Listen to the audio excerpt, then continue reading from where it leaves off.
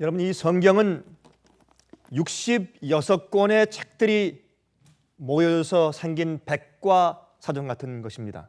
구약 성경 몇 권입니까? 39권.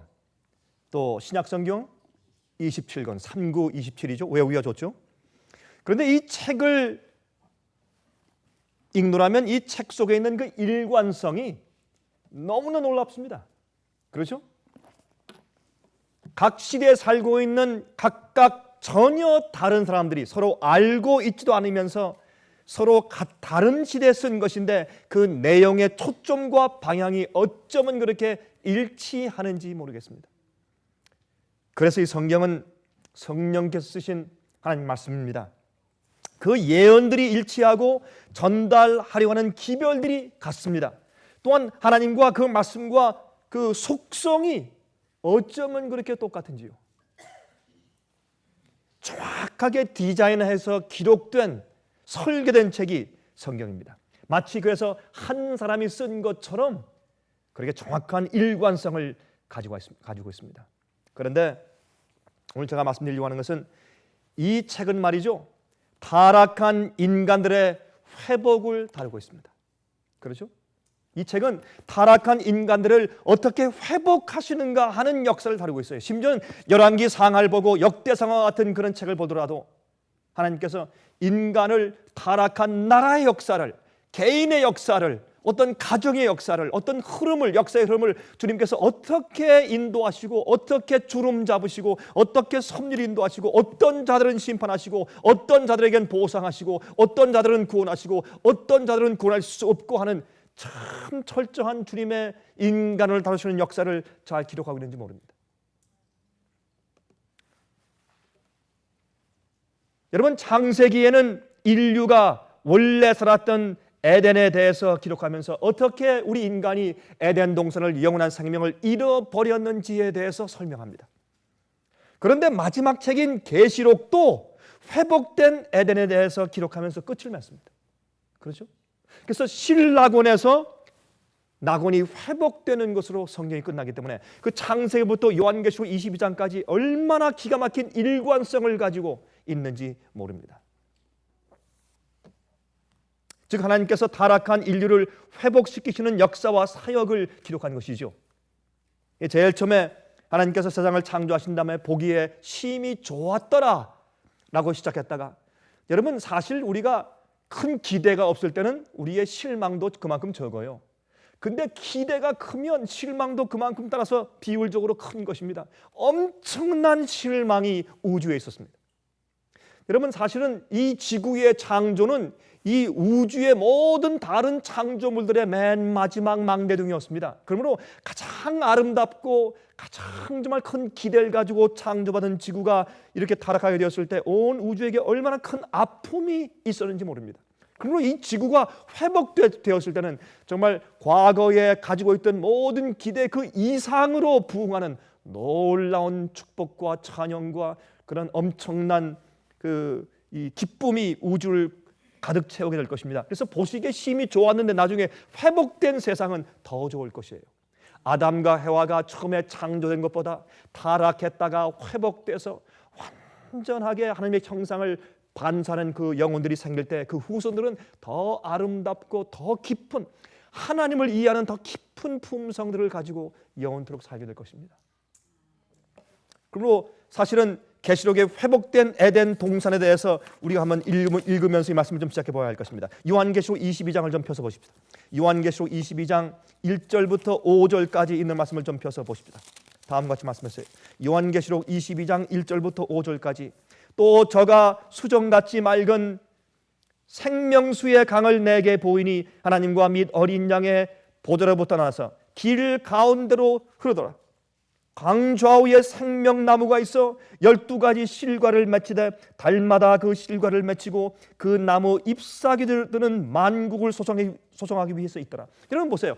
원래 말이죠, 에덴 동산에 하나님께서 에덴 동산을 창조하시고 아담과 해와를 그 가운데 두셨을 때 거기에 하나님과 어린 양, 하나님과 예수님의 보좌가 거기에는 처음에는 없었습니다.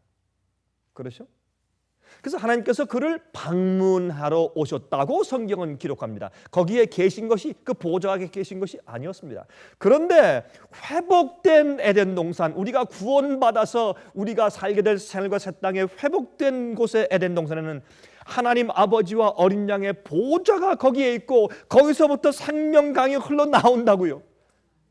그러니까 보기에 심히 좋은 것이죠. 회복된 에덴은 원래 에덴보다 더 좋은 것입니다. 그래서 이 성경은 이 지구가 어떻게 회복될 것인지, 하나님께서 우리를 어떻게 회복하시는지에 대한 구원의 주님의 역사를 기록하고 있는 책이 되는 것입니다. 여러분, 거기에서 흘러나오는 생명광 좌우에 있는 그 생명나무들이 이렇게 있을 때 그 아름다움이 얼마나 절정의 그 극에 달아가 있습니까? 여기 말씀하기를 그 나무 잎사귀들은 만국을 소송하기 위하여 있더라. 다시 저주가 없으며 하나님과 그 어린 양의 보좌가 그 가운데 있으리니 그의 종들이 그를 섬기며 그의 얼굴을 볼 터요 그의 이름도 저희 이마에 있으리라. 다시 밤이 없겠고 등불과 햇빛이 쓸데없으니 이는 주 하나님이 저희에게 빛이심이라. 저희가 세세토록 왕노릇 하리로다. 그랬어요.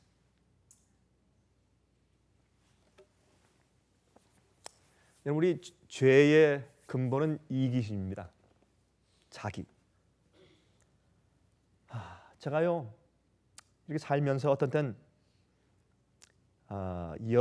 제 연약한 점들을 가만히 살펴보니까 그게 전체가 이기심 투성이라 그래요.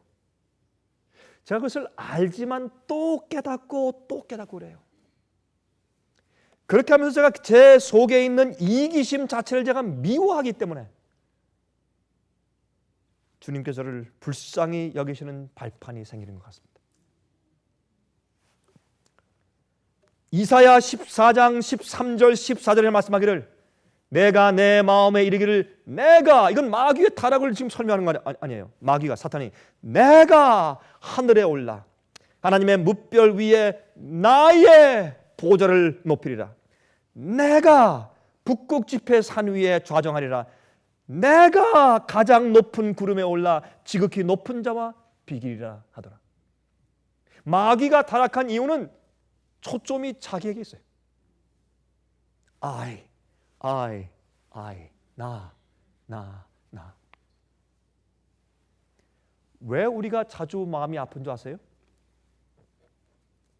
초점이 나한테 있어요.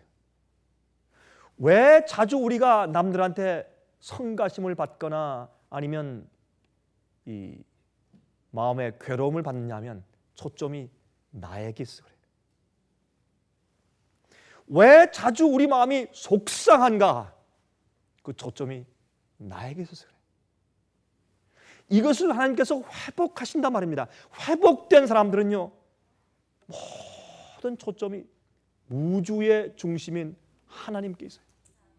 그래서 정말 그렇게 되기를 배우고 변화되고 회복된 사람들이 모여 사니까 하나님이 그곳에 와서 계시는 것이에요. 하나님과 어린 양의 보좌가 그들 속에 있어요. 이 우주 어디에도 그만큼 자기를 비우고 하나님을 중심으로 사는 그런 피조물이 우주에 없기 때문에 그곳에 하나님의 보좌를 두시는 것입니다. 타락했다가 회복된 인간들이 타락하기 전보다 더 아름다워지는 것입니다. 천사들보다 그들은 하나님께 대한 영광과 찬송이 더 많이 있는 것입니다. 그런데 이 타락한 사람들이 인류가 하나님을 볼 수 없게 되었어요. 여러분 기억하시죠? 출애굽기 33장과 34장 읽으시면 거기에 가슴이 뭉클한 얘기가 나오는데 거기에 모세가 말합니다. 하나님이시여 당신의 영광을 내게 보여주십시오. Show me thy glory. 하나님의 영광을 내게 보여주십시오. 지금까지 본 것은 무엇만 보았습니까? 천둥, 우레, 번개, 큰 음성. 그렇죠? 여러분 그 유대인들의 책에 의하면 하나님께서 출애굽기 20장에 그 시내산에서 십계명을 반포하실 때 그때 나 이외에 다른 신을 내게 두지 말지니라 이렇게 말씀하시면 주님의 그 말씀을 하실 때 천천만만 천사가 그 주위에 내려와서 복창을 했대. 그게 산이 떨리고 천둥 번개 지진이 생기고 어마어마했어요. 그 영광과 그 진동함이. 그래서 이스라엘 백성들이 혼비백산해서 도망간 겁니다. 그 앞에 서 있을 수가 없었어요. 그것을 보았습니다. 모세가 주님의 영광의 빛은 보았고, 그러나 무엇을 못 봤습니까? 하나님의 얼굴을 못 봤어요. 그래서 어떻게 했습니까? 하나님, 이제는 내게 하나님의 얼굴을 보여주십시오. 왜 그랬습니까?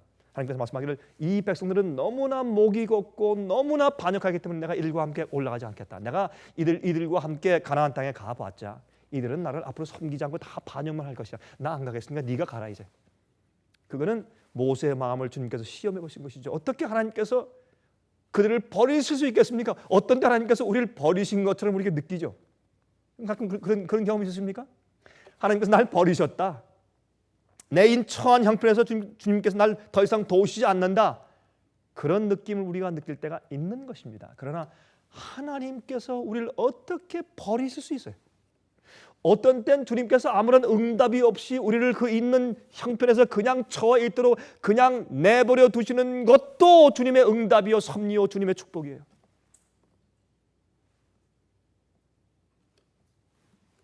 모세가 주님께서 우리와 함께 꼭 가셔야 된다는 것을 호소하고, 주님 그렇게 하시면 안 됩니다. 주님의 이름으로 출애굽해서 나온 백성들인데 이들이 그냥 이 광야에서 죽었다고 하면 이것은 우리 문제가 아니라 하나님의 이름과 명예에 욕이 가지 않습니까? 주님 그러시면 안 됩니다. 물론 하나님께서 그러시지 않지만, 그러나 모세가 그렇게 간절히 기도합니다. 모세는 그래서 하나님의 상징인데 중보자의 상징입니다. 그때 하나님께서 알겠다, 내가 너와 함께 가겠다.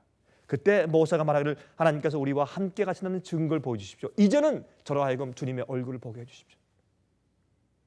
지금 하나님께서 당신의 얼굴을 이 모세에게 보여주셔야 하는데 보여줄 수가 없지 않습니까? 모세가 보면 죽어요. 죽습니다. 성경은 말하기를 이렇게 말합니다. 아무리 이것을 반대하고 아무리 이것을 비난한다고 할지라도 이것은 성경 말씀이에요. 하나님처럼 변화되지 못하는 자는 하나님을 대면에서 볼 수가 없습니다. 그게 성경의 가르침입니다. 화면을 통해서 보시는 분들은 이 말씀 잘 들으십시오. 여러분들이 교회에서 어떤 말씀을 듣고 어떻게 가르침을 받았다고 할지라도 성경은 말씀하기를 예수님의 성품처럼 질이, 물론 예수님의 성품의 양처럼 예수님처럼 겸손하고 예수님처럼 친절하고 예수님처럼 온유하고 예수님처럼 자비하고 그렇게까지 되는 것은 아니지만, 그러나 예수님의 그 성품의 질이 같아져야 합니다. 그리고 하나님의 성품을 담고 배워야 합니다. 주님처럼 변화되지 않은 자들은 아무도 하나님을 볼 수가 없는 것입니다. 여러분, 모세가 하나님을 보면 죽는 것입니다. 그래서 주님께서 어떻게 했습니까? 모세에게 이리 와라 모세야. 큰 두 반석 사이에 끼어서 그를 가운데 두시고 어떻게 해요? 거기다 한 손으로 주님께서 그를 막으시고. 왜요? 그의 광채를 있는 그대로 그가 보면 죽습니다. 살 수가 없어요. 그래서 반석 사이에 감춰두시고 거기에 또 손을 이렇게 대시고 지나갈 때 어떻게 해요? 등만 살짝 보여주셨어요. 지금까지 영의 빛만 보고 소리만 듣고 우레소리, 번개, 지진 이런 것만 보고 천사들은 보았을지 모르지만은, 그러나 하나님의 얼굴을 보지 못한 모세에게 하나님의 형상을 보여주었습니다. 실제로 모세는 하나님의 뒷면을 본 자요. 그래서 성경은 말하기를, 신명기에 말씀하기를 모세는 하나님을 대면하여 알던 자요. 하나님께서 모세를 그와 대면하여 아시던 자요. 그렇게 표현했어요. 모세는 놀라운 경험을 한 자입니다.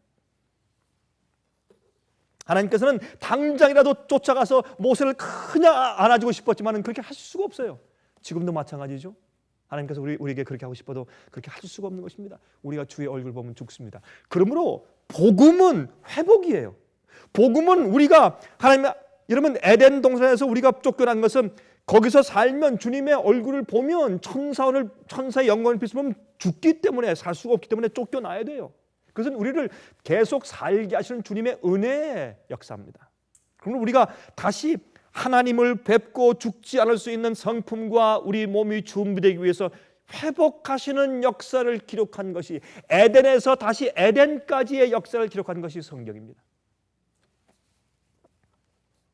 하나님께서는 우리와 함께 있고 싶으시죠. 그래서 인간들이 타락해서 떠나가게 되자 갑자기 예수님께는 하늘이 있고 싶은 곳이 되지 못했습니다. 더 이상 있고 싶은 곳이 되지 않았습니다. 그래서 예수님께서 이 땅에 내려오시려 계획하시고 내려오신 것이죠. 여러분, 잃은 양의 비유를, 여러분 그저 누가복음 16장에 있는 비유들 가운데서 잃어버린 드라크마의 비유가 나오고, 잃은 양의 비유가 나오고, 탕자의 비유가 나오죠. 드라크마는 그 은전은 시집 올 때 가지고 온 집찬금입니다. 그걸 잃어버렸을 때 촛불을 켜고 샅샅이 방을 쓸고 뒤져서 찾습니다. 그리고 잔치를 합니다. 그것은 잃어버린 바 되었다는 사실조차 깨닫지 못하고 어딘가 이제 그 구석에 박혀 있는 죄인들을 상징합니다. 그런 자들은 우리가 진리의 빛을 높이 들고 쓸어서 모아야 돼요.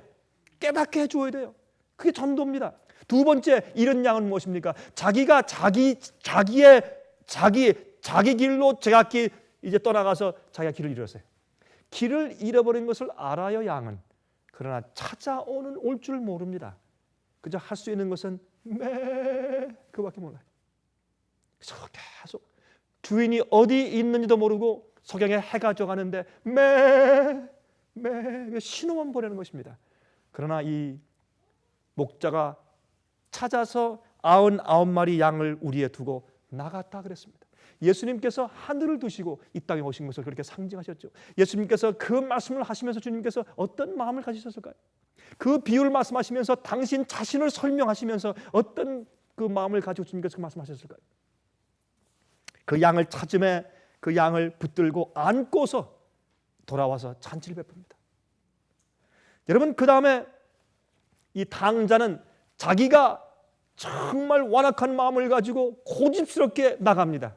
나가서 아버지께서 주신 모든 재산을 탕진합니다. 그의 힘과 그의 재력과 그의 모든 달란트와 모든 시간들을 전부 낭비해버리고 아버지의 이름을 욕되게 한 다음에 나중에 그가 처절하게 완전히 망했을 때 합니다. 여러분, 우리 절제, 먹고 마시는 거 그거 절제하는 거 힘듭니다. 또 정욕을 절제하는 거 그거 힘듭니다. 그거 쉬운 거 아닙니다. 여러분, 언제 절제가 잘 되는 줄 아세요? 암이 걸리면 절제가 잘 돼요. 암이 걸리면. 위장암이 걸려서 위장을 갖다 한 3분의 1 딱 잘라내 보세요. 기가 막혀 절제해요. 축복이에요.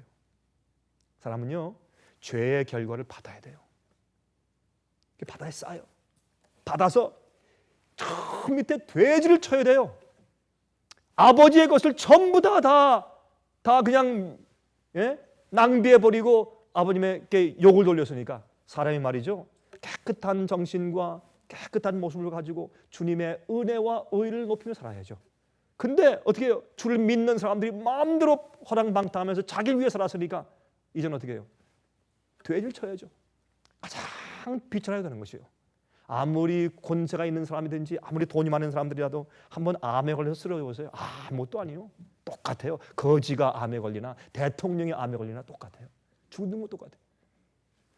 그때 사람들이 어떻게 해요? 아이고, 이제 고쳐요. 회개해요. 정욕이 왕성한 사람들 어떻게 되면 고쳐요? 늙으면 고쳐요. 늙으면 고쳐. 힘이 쪽 빠져버리면 고쳐요. 어떻게 해요? 할 수 없지. 좋은 거 늘 악한 거 보고 싶어하는 사람들 어떻게 하면 고친 줄 아세요? 눈이 나빠져서 말이죠. 이런 안경 두꺼운 거 쓰고 있어 보세요. 다 고쳐요. 금방 고쳐. 할 게 없어요. 그런데요, 참 제가 봤어요.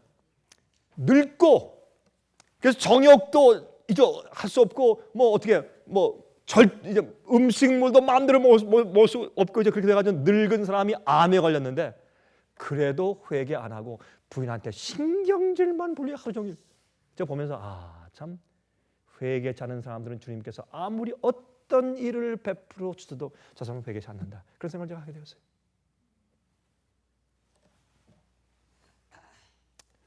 여러분, 하나님께서 말이죠, 우리를 회복하시려고 얼마나 애쓰신지 몰라요.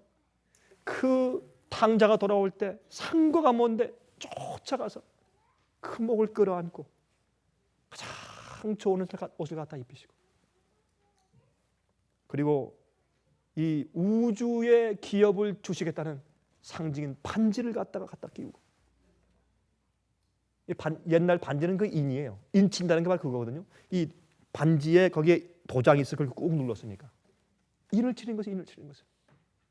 돌아온 탕자에게 인을 치신 하나님에 대해서 그렇게 말씀하셨어요. 여러분 아세요? 전 그렇게 생각해요. 여러분, 지금 제가 시간 때문에 읽지 않겠지만 요한계시록 5장 7절부터 14절 여러분 돌아가서 읽어보세요. 거기 어떤 말씀이 나오는가? 거기에 아버지가 이제 하늘 보좌가 계시 가운데 보이는데 하나님 아버지가 앉아 계신데 거기에 오른손에 책이 있어요. 근데 그 책은 안팎으로 가득 썼어요. 거기에 7인이 붙어 있어요. 그것은 이 땅에 대한, 이 땅의 집문서예요. 토지 문서예요. 유대인들은 그 기록을 딱 보면 이건 땅 문서다 금방 알 수 있게 돼 있어요. 우린 모르지만은 그것을 펼 자가 없어요. 이 지구를 대속해줄 자가 없어요. 그때 죽임을 당한 어린 양이 앞에 나가서 그 책을 받아서 그 책을 펴실 때 그때 하늘에 찬송을 하는데 제일 먼저 내 생물이 찬송하고 24장로가 찬송하고 천천만만 천사가 찬송하고 나중에 만물들이 찬송하는데 죽음을 당하신 어린 양에게 세세토록 영광과 존귀와 찬송을 돌리기에 합당하다, 그렇게 찬송을 해요. 여러분, 그게 무슨 말인지 아십니까? 여러분, 영화에 이런 영화가 있다면 이 부모가 아들과 딸을 납치범한테 납치당해서 잃어버렸어요. 그때 이 부모가 그 자식을 찾기 위해서 수소문하고 경찰도 별로 도와주지 않고 탐정들이 도와줘도 별 도움이 없을 때 그 아이들 찾기 위해서 직장을 다 버리고 집을 팔아서 돈을 모아가지고 그걸 쓰면서 수년 동안 찾다가 나중에 와서 그 아이들이 감춰진 장소를 찾았어요. 가서 정말 아이를 찾기 위해서 재산을 다 탕진하고 나중에 와서 그 아이를 찾아가지고 안고서 돌아올 때 여러분, 그 영화를 보는 관중들이 마지막 장면에 어떻게 할까요? 다 일어나서 박수치고 기뻐하고 감격하겠죠. 이게 그거예요. 잃어버린 죄인들을 회복시켜서 복음으로 회복시켜서 그들을 안고 찾아오시는 하나님을 보고 온 우주 거민들과 천사들이 서서 박수치는 거예요. 감동의 박수치는 것이에요. 하나님께서 지금까지 잃어버린 이 인류를 회복하시기 위해서 어떠한 희생을 치르셨는지를 우주가 보았잖아요. 천사들이 다 목격했잖아요. 그 천사들이 잃어버린 우리 죄인들을 안고서 재림하실 때 우리를 안고서 하늘로 성천에서 올라오시는 장면 보면서 우주가 얼마나 크게 박수를 치면서 찬송을 돌릴까요? 그 기립박수 치는 것입니다. 여러분, 그래서 요한계시록 21장 3절과 4절에 말씀하기를 내가 들으니 보좌에서 큰 음성이 나서 가로되 보라, 하나님의 장막이 사람들과 함께 있음에 하나님이 저희와 함께 거하시리니.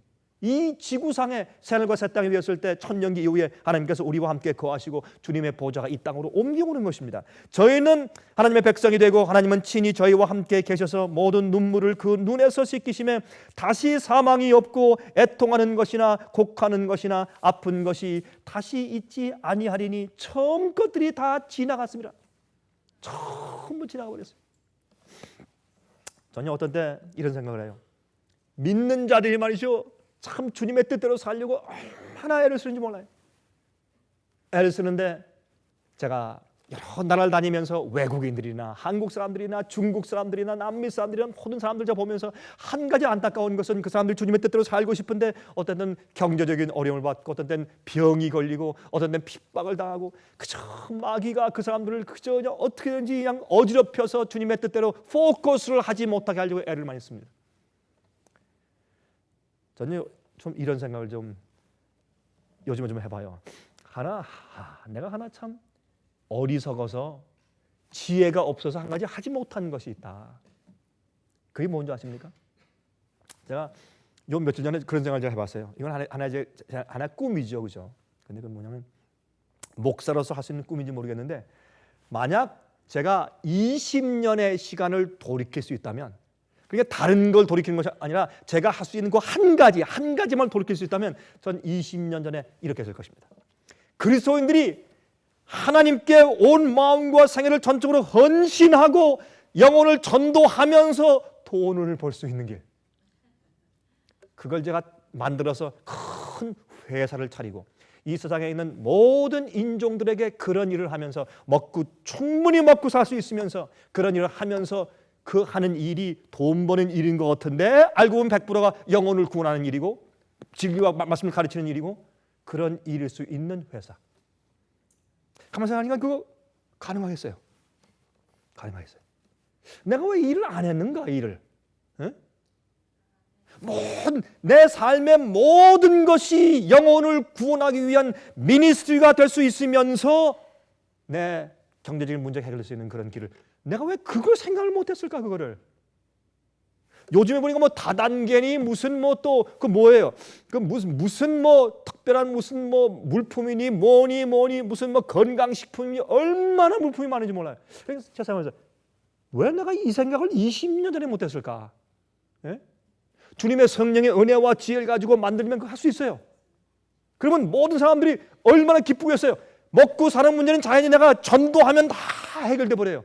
전도하는 길이 무엇인 줄 아세요? 그 사람들의 건강과 그 사람들의 신앙과 그다음에 삶을 바꿔주는 그런 프로덕트를 가지고 사람들한테 전하면서 그 영혼들에게 진리를 전하는 그런 일을 할 수 있다고 생각을 했어요. 제 마음 가운데. 왜 내가 이것을 20년 전에 하면 지금 엄청난 기업으로 발전했을 텐데 그것은 어떤 사장이 없어요. 이거는 돈을 버는 것이 아니에요. 믿는 자들이 이 세상에서 말씀을 전하면서 살 수 있는 길을 만들 수가 있었을 텐데 하는 후회가 생겼어요. 제 마음 가운데. 그래서 목사로서 좀 이상한 후회죠. 근데 솔직히 사실이에요. 왜? 여러분 제 마음의 목적을 아시겠죠? 참 답답해. 마귀는 우리를 말이죠 어지럽혀서 여러분 제가요 이런 말 들었어요. 한 사람이 저한테 그래요. 목사님 참 목구멍이 포도청이라 목사님 참 너무너무 죄송해요. 제가 그런 얘기를 한번 들었을 때 제 가슴이 메어지더라고요. 이 마귀가 우리의 초점을 흐리기 위해서 얼마나 그물을 치고 얼마나 함정들을 파놓았는지 모르겠어요.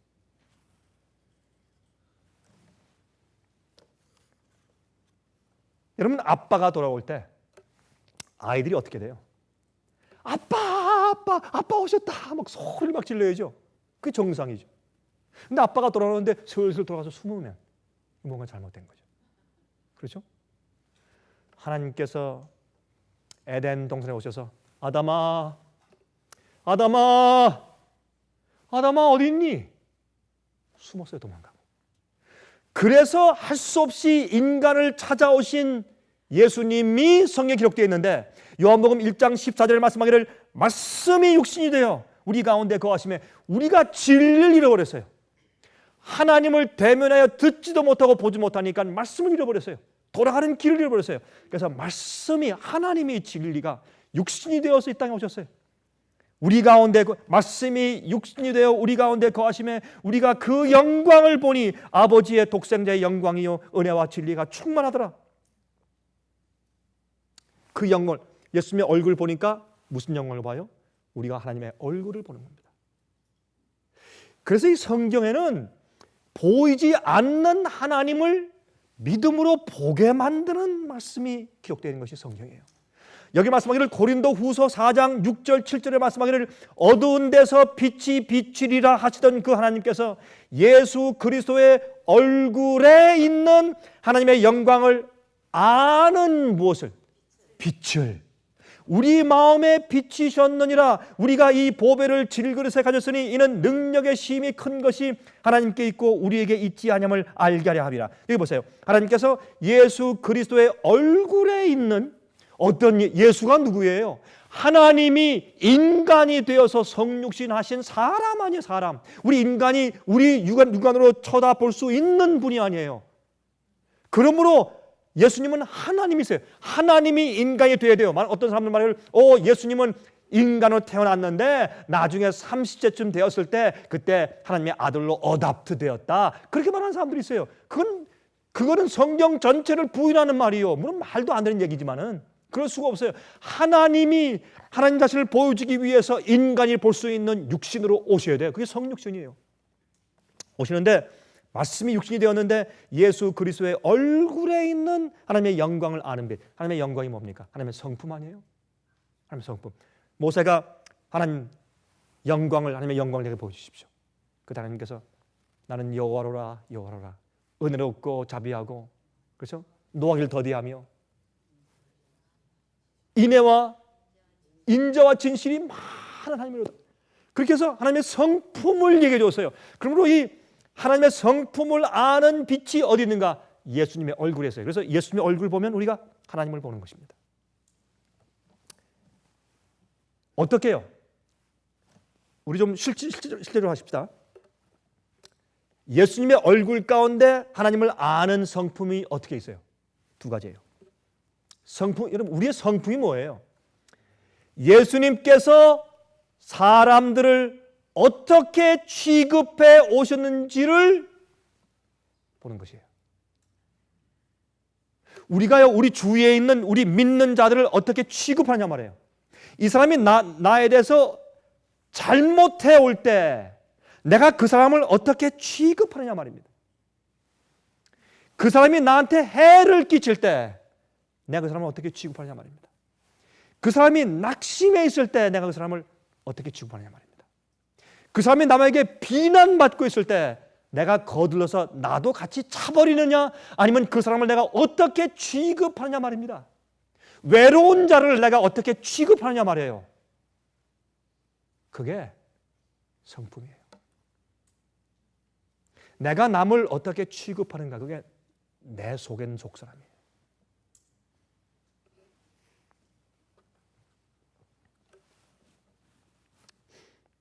제가요, 물론 제가 목사기 때문에 그러하지만은 그렇지 아니할지라도 저는 그렇게 하려고 부족하지만 애를 써 왔는데, 그 중에 하나가 뭐냐면 사람들한테 비난받고 정죄받고 있는 사람이라도 그 사람이 나의 원수든지 친구든지 불문하고 그 사람의 마음과 말에 공명성을 가지고 공정성을 가지고 해석해 주려고 애쓰는 것입니다. 왜 하나님께서 우리를 그렇게 취급하십니까? 우리 마음의 동기를 헤아리십니까?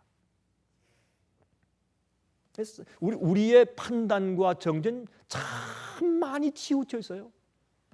우리는 사람들을 판단할 때 너무나 우리 생각들을 많이 치우쳐 있어요. 어떤 사건들이나 어떤 관계를 보면서 가만히 살펴보면 참 우리들은 많이 치우쳐 있다. 우리의 성품들이 삐뚤어져 있기 때문에 보는 관점도 많이 삐뚤어져 있고 그래요. 우리가. 그래서 사람들을 불쌍히 여길 줄도 모르고 그래요. 우리는 너무 냉정하고 그래요. 예수님은요, 가늠한 여인이 끌려왔을 때 예수님은 가늠한 여인의 편에 섰기 때문에 그 이는 공중의 원수가 되었어요. 예수님께서 그 한 외로운 여인의 편이 되어줬기 때문에 그 주위에는 공중의 원수가 되었어요. 그게 하나님이세요. 우리 그런 것을 보면서 참 하나님의 영광을 보게 되는데, 그래서 예수님께서 사람들을 어떻게 취급해 오셨는지를 보고, 두 번째, 예수님 주위에 일어나는 일들을, 사건들을 어떻게 대처하셨는가, 그거를 보면 무엇이 보입니까? 하나님의 성품이 보여요. 그게 예수님이에요. 예수님 주위에 있는 사람들을 어떻게 취급하셨는가? 두 번째, 주님의 주위에서 일어나는 사건들을 주님께서 어떻게 대처하셨는가? 그게 하나님이세요. 그게 하나님의 성품이에요. 그걸 보면 하나님이시구나 할 수 있어요. 그거를 보면 우리가 부끄러워져요. 우리가 너무 창피해지고, 그래서 우리가 우리 마음 가운데 회개가 생기는 거예요. 하나님과 내가 너무나 다르다. 그래서 회개가 생기는 것이에요. 그래서 예수님의 얼굴에 있는 하나님을 아는 빛을 우리가 받는 것이에요. 그래서 예수님을 보이려고, 하나님을 보이려고 이 땅에 오신 것이에요. 그래서 여러분, 고린도 후서 3장 17절과 18절에 보면 주는 영이시니 주의 영이 계신 곳에는 자유함이 있느니라. 우리가 다 수건을 벗은 얼굴로 거울을 보는 것 같이, 그 당시의 거울은요, 사실은 지금보다 더 희미했죠. 그러나 지금 거울은 깨끗하죠. 우리가 거울을 보는 것 같이 주의 영광을 보매 저와 같은 형상으로 화하여. 왜요? 주님의 얼굴을 계속 들여다보니까 무엇으로? 주님께서 사람들을 취급하실 때, 이럴 때 병자를 어떻게 취급하셨는가? 오해받은 자를 어떻게 취급하셨는가? 완전히 배척당한 자를 어떻게 취급하셨는가? 죄인을 어떻게 취급하셨는가? 반역한 자를 어떻게 취급하셨는가? 자기를 파는 가론 유다를 어떻게 취급하셨는가? 예? 영혼들을 불쌍한 잃어버린 받은 죄인들을 볼 때 주님께서 어떻게 하셨는가? 그 연민의 정으로 우신 주님을 보면서 우리 마음 가운데 하나님의 성품을 보는 것입니다. 또한 그 주위에 있는 사건들을 어떻게 주님께서 대처하셨는가?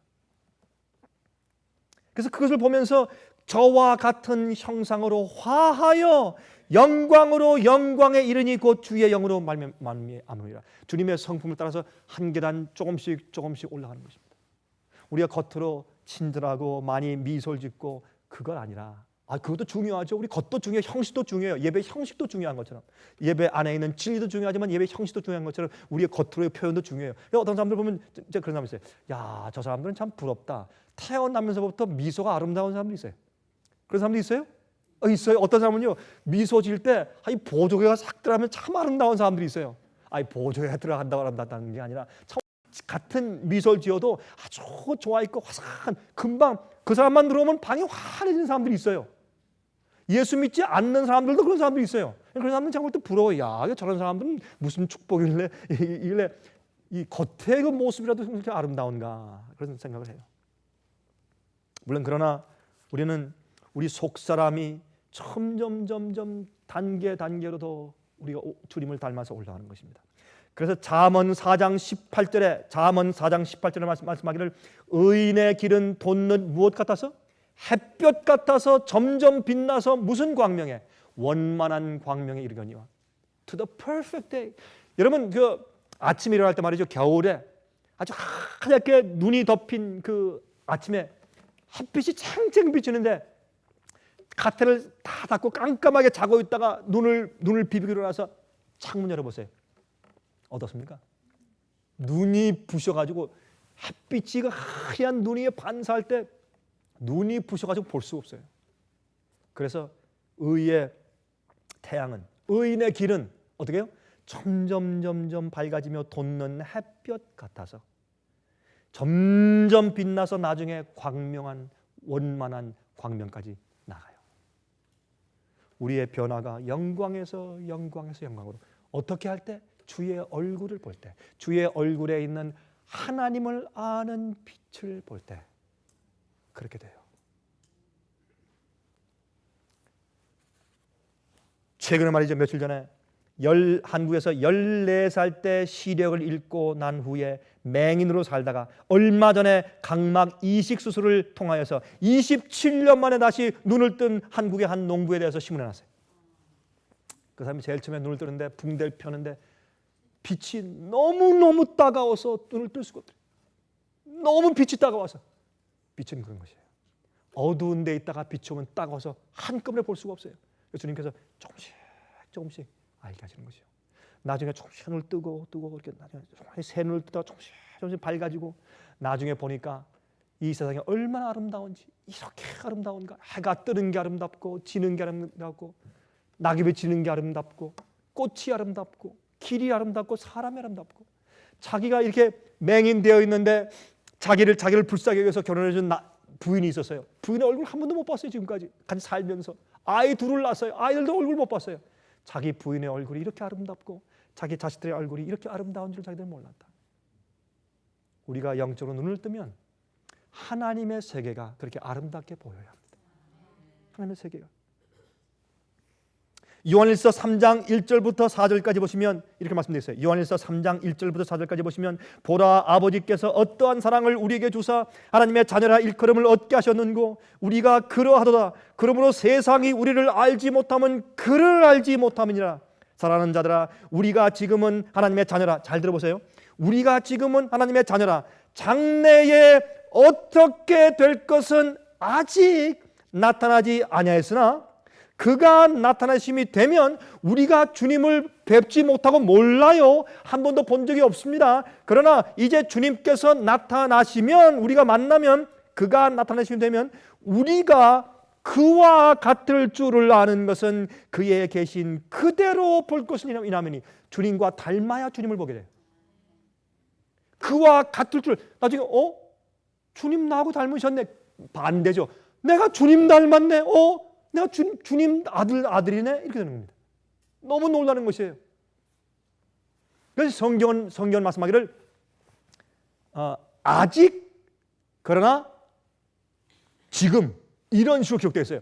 아직은 아닌데 그러나 지금 이미 내가 영광과 구원을 가지고 있는 것처럼 설명되어 있어요. 그래서 우리는 지금 예수님 안에서 거듭나면 우리가 하나님과 함께 주님과 함께 보호자 우편에 우리가 앉았다라고 과거로 이미라고 기록해요. 그러나 아직 안 된 것이에요. 그러나 그것이 지금 상태에서 우리가 주어진 것처럼 설명하는 것입니다. 그래서 우리가 주님을 얼굴과 얼굴 통해서 볼 때 주님과 우리가 같아진 것을 알게 될 것이다 이렇게 말씀을 했어요. 여러분 그래서 불법한 자는 데살로니가 후서에 보면 불법한 자는 예수님의 오시는 영광으로 태워 죽임을 당하지만 그러나 우리는 주님의 계신 그대로 볼 것이라고 말씀을 했어요. 여러분 그러므로 거룩함을 좋아하는 취향은 구원의 필수 조건이에요. 그렇죠? 우리가 거룩함을 쫓아 살고 그것을 좋아하는 거룩함에 대한 취향은 우리의 구원의 필수 조건이에요. 그것이 없으면 구원이 없어요. 여러분 하나님을 갑자기 사랑하게 되는 것이 아닙니다. 갑자기 주님을 좋아하게 되는 것이 아니에요. 갑자기 말씀을 읽는 것이 좋고 갑자기 기도하는 것이 좋아지는 것이 아니에요. 거룩함에 대한 취향이 반드시 우리 속에 있어야 할 텐데 그것이 없다면 우린 성령의 은혜가 없는 사람들입니다. 여러분들은 무엇하기 좋아하세요? 무엇을 먹기 좋아하세요? 어떤 것을 보기 좋아하세요? 어떤 것을 듣고 어떤 것을 읽기 좋아하세요? 여러분의 취향이 있죠? 그 취향이 바로 여러분의 그리스도인 삶이에요. 여러분이 정말 그리스도 안에 있는지 없는지 그걸 알 수 있게 하는 것이에요. 여러분 취향이 무엇이에요? 여러분 하늘이 왜 좋습니까? 왜 우리가 하늘을 가려고 해요? 무엇 때문에? 하늘이 어떤 곳이기 때문에? 황금길을 걸을 것이기 때문에요? 며칠만 걸으면 보링하고 지루해서 필요 없어요. 그것은. 그렇죠? 보석으로 꾸민 도성이기 때문에? 아니에요. 즐겁기 때문에? 한 번은 말이죠. 한 고등학교 학생들한테 제가 이제 이 얘기를 하는데 저한테 그러더라고요. 패스터 강 목사님 하늘에 가면 결혼하는 게 없다 그랬죠? 그렇지, 결혼하는 것이 없지. 그런 말이죠. 우리가 빨리 결혼 좀 해봐야 할 텐데 결혼할 때까지 예수께서 좀 안 오시면 좀 연장하셨으면 좋겠어요. 참. 이 젊은 사람들은요 결혼하면 금방 하늘에 가는 줄 알아요. 그러나 결혼 생활을 오래 해보신 분들이시죠. 그것이 아닌 걸 우리가 알죠. 결혼이 축복인 축복이지만 그렇죠. 그래서 결혼을 빨리 한번 해보기 위해서 예수님의 재림이 좀 지체됐으면 좋겠대요. 한번 말이죠. 한번 집회에서 한 여자 집사님이 남편 때문에 고민이에요. 어떻게 남편의 신앙을 집어넣으려고 하는데 남편이 신앙이 생겨요. 그래서 이제 이 부인이 남편을 잘 한번 설득해서 제 집회에 남편을 데리고 왔어요. 그러니까 와서 저한테 말이죠. 목사님 제 남편을 제가 데려왔어요. 이번 기회에 꼭 제 남편을 위해서 기도하시고 말씀 잘해줘서 남편이 정말 영적으로 눈을 뜨게 해주세요. 저한테 와서 막 좀 부탁합니다. 그럼 기도한다고 그러고 갔어요. 제 마음 가운데 아니 내가 무슨 재주가 있길래 말이지. 아니 그 남편을 내가 회개시킬 수 있단 말인가. 뭐 최선을 다하지 기도하고 이제 이렇게 말씀을 전하는데 그 남편이 와서 이제 더 뒤에 앉아 있는데 아주 가만히 하루 지나고 이틀째 되니까요 몸이 쑤시는 것 같아요. 보니까 이 사람이 그저 뭐 좌불안석에 어떻게 불안해서 어쩔 줄 몰라요. 제가 딱 보니까 그래요. 아주 지루해가지고 몸을 틀고 좀 어쩔 줄 몰라요. 그런데 말이죠. 그 남편과 비슷한 또 한 사람이 그 집에 와 있었어요. 근데 딱 보니까 끼리끼리 만나요. 사람들은. 자기가 좋아하는 취향이 있는 사람까지 끼리 친구가 되잖아요. 여러분.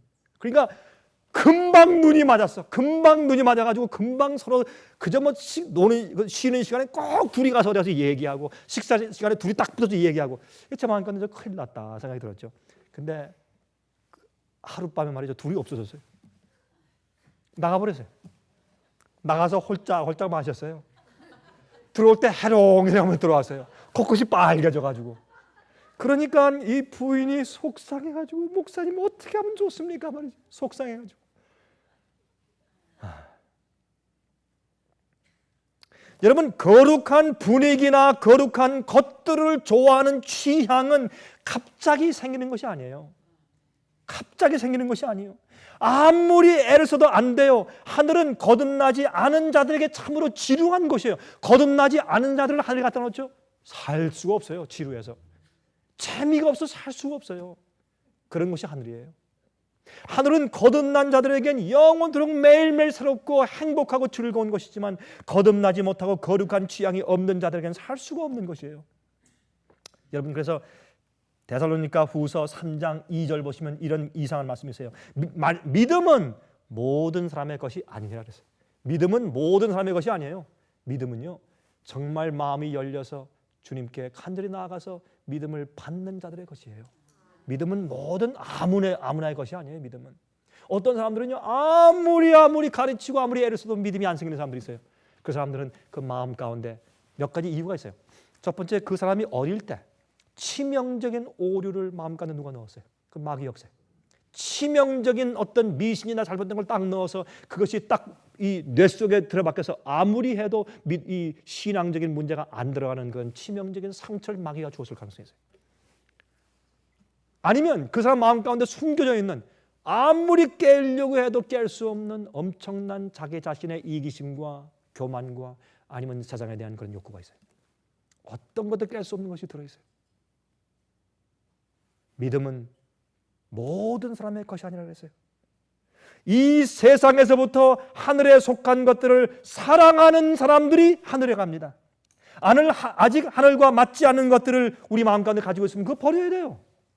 거룩한 취향으로 회복되고 바뀌지 않으면 못 갑니다. 여러분, 복음은 그래서 회복이에요. 복음은 우리에게 예수께서 우리를 용서해 주세요. 왜 용서하세요? 거룩한 생활을 살도록 준비시키기 위해서 씻어주는 것이에요. 그래서 용서해 주시는 것이에요. 용서하고 끝나는 것이 아니에요. 용서한 다음에 거룩한 취향으로 다시 설계해서 다시 세워주시기 위해서 씻어주시고 용서하시는 것입니다. 그래서 원래 상태로 돌아가는 것입니다. 우리가 원하면, 그래서 우리의 몸이 영원한 삶을 위해서 바뀌어지기 전에 우리의 마음이 바뀌어져야 합니다. 우리의 취미들이 바뀌고 우리의 삶의 방향이 바뀌고 우리의 습관들과 기질들이 바뀌어야 합니다. 그런데 나 지금 당장 그것을 바꿀 마음이 없다 하면 이 하늘이 무너져도 안 바뀝니다. 우리 마음을 원해야 합니다. 근데 언제 원하는 줄 아세요? 그게 좋으면 원하지 않습니다. 좋은데 뭐하러 버려요? 좋은데. 저도 해봤어요. 저도 일생 동안 제가 그리스도 생활을 살면서 해봤어요. 내 마음 가운데 그 죄악에 대한 습관에 대한 사랑이 내 마음 가운데 있는 한 난 그거 버릴 수가 없어요. 어떤 것이 생겨야 되는가? 그게 지긋지긋해져야 돼요. 내가 지금 당장 그 죄에 대해서 죄의 달콤함과 그다음에 악한 것에 대한 취향이 내 마음을 즐겁게 해주는 것이 있을지라도 어떤 마음이 생겨야 되는가? 그렇게 살아보니까 지겹다는 걸 알아야 돼요. 야, 이렇게 하니 나를 불행하게 만들고 가족을 불행하게 만들고 이웃을 불행하게 만들고 나 때문에 남이 불행해지고 그렇게 함으로 내가 건강이 나빠지고 그렇게 함으로 내 마음 가운데 행복이 사라지고 그렇게 함으로 하나님이 두려워지고 심판이 무서워지고 생애 진정한 보람이 없고 그래서 하나님 내 속에 죄의 정욕이 있습니다. 죄의 파워가 있습니다. 그러나 그것이 나에게 어떠한 결과를 초래하는지 내가 알기 때문에 I hate that. 나 그거 정말 밉습니다. 주님 날 도와주십시오. 그런 마음으로 마음을 열 때 주님께서 십자가의 임마누엘의 보혈로 그 보혈은 다른 것과 달라요. 그 보혈은요 씻는데 그 마음속에 있는 그러한 취향들을 씻을 수가 있어요. 그러한 헛된 기질을 씻을 수가 있어요. 그래서 마음 열고 주 앞에 고백하세요. 나 그렇습니다. 그러나 그거 없애길 원합니다. 주님 날 도와주십시오. 주님의 보혈의 은혜가 우리 씻도록 해야 돼요. 씻는데 여기 보세요. 요한계시록 22장 17절에 말씀하기를 성령과 신부가 말씀하기를 오라 하시는도다. 듣는 자도 오라 할 것이요 목마른 자도 올 것이요 또 그 뒤에 말씀하세요. 또 원하는 자는 값없이 생명수를 받으라 하시더라. 원하는 자는. 여러분 이 우주를 여러분 가만히 보시겠어요? 이 우주를 가만히 보세요. 이 우주는요, 이 지구에 사는 우리 인간들을 염두에 두고 만드셨어요. 은하계, 태양계, 수금지와 목도 다 보세요.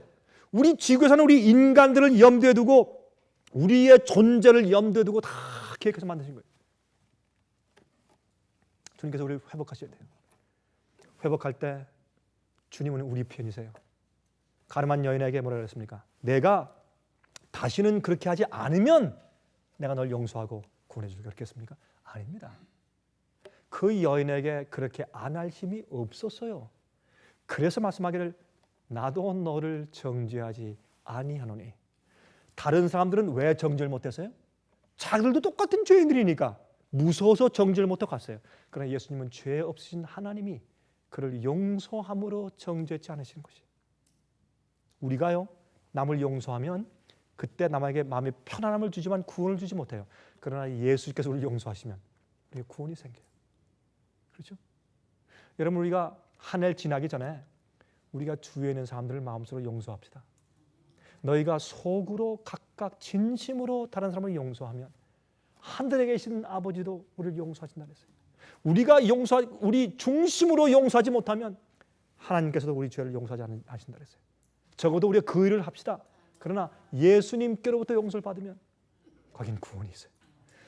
나도 너를 정죄치 아니하노니 거기 희망이 있어요. 이미 용서하시니까 시스템이 있어요. 그 다음에 가서 다시 죄를 범치 말라. 주님께서 우리를 회복하시는 역사를 하시고 계신데 주님과 맞지 않는 것, 거룩한 취향과 맞지 않는 것들, 잘못된 습관, 잘못된 말들, 잘못된 사고방식들, 잘못된 생각들, 잘못된 어떤 계획들, 잘못된 심보들, 아직 예수님과 맞지 않는 것들, 주님의 얼굴에서 하나님을 아는 그 빛과 맞지 않는 것들이 있으면 우리 오늘 좀 씻도록 하십시다. 예수님의 피의 보혈로 씻읍시다. 이게 우리가 믿음으로 마음을 열고 주 앞에 간절히 간구하면 그것이 오늘 우리에게 실제가 될 수 있습니다. 그런 씻는 은혜가, 그래서 새롭게 될 수 있는 은혜가 우리와 함께 하시기를 제가 간절하게 바랍니다.